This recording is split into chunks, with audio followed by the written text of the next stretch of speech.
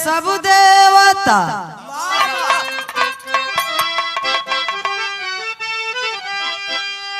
बुद्ध जी महाराज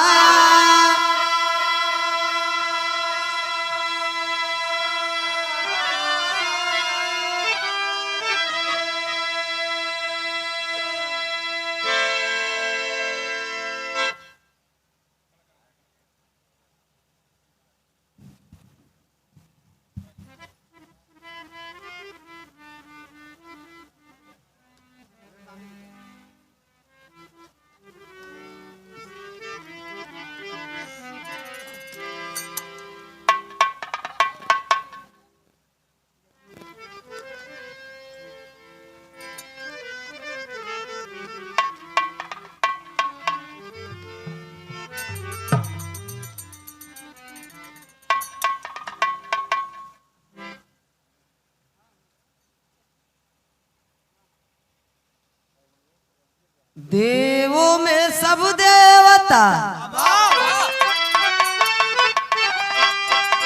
बुद्ध जी महाराज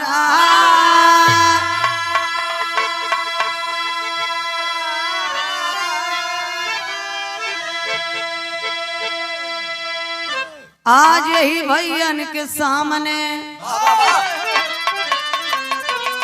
राखो हमारी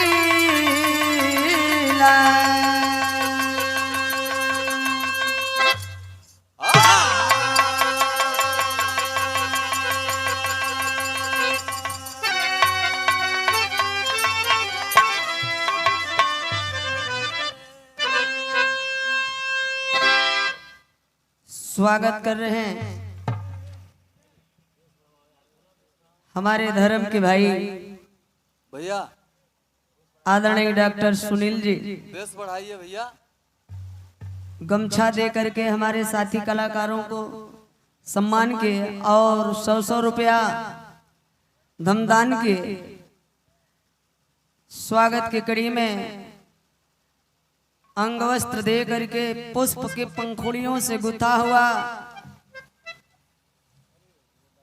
सुंदर पुष्पहार 1000 रुपये से सम्मान किए।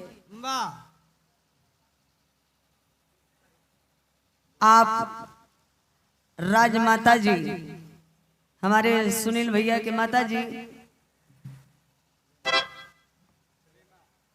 मान्य आप प्रेमा जी माता जी की ओर से सम्मान किया गया। धन्य है माँ, माँ को सादर चरण स्पर्श है। बहुत बहुत साधुवाद। जय भीम, जय भारत, जय संविधान, जय मूल्यवासी, नमो बुद्धाय।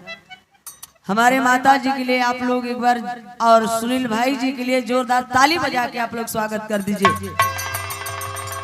जो बहुत बड़ा एक कार्यक्रम ये रखे भाई भैया हमारे ये समाज के सुधारने के लिए, समाज में परिवर्तन लाने के लिए ये समाज का काम कर रहे हैं।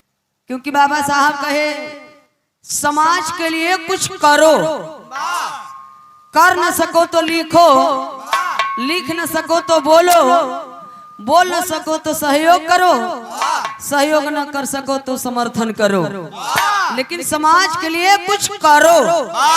निठल्ला मत घूमो, मत घूमो, मत घूमो। भाई को जय भीम, जय भारत। भैया है सवा देखट भैया साउंड वाले भैया खोलवा तो मार खोल देवा सरवा। देखा थे कब्बे से 2 घंटा से इशारा ही पर चला होता है। ज्योतिबा से ज्योति मिला, बुद्ध से मिला ज्ञान।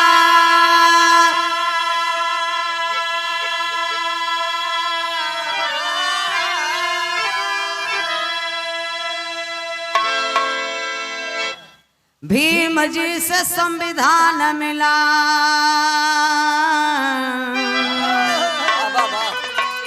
मिलता है सबको सम्मान।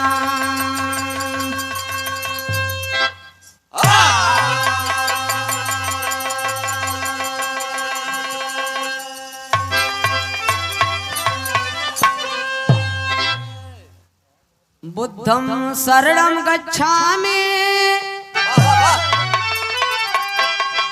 बुद्धं शरणं गच्छामि धम्मं शरणं गच्छामि। हम पे कृपा कराए स्वामी संघं शरणं गच्छामि।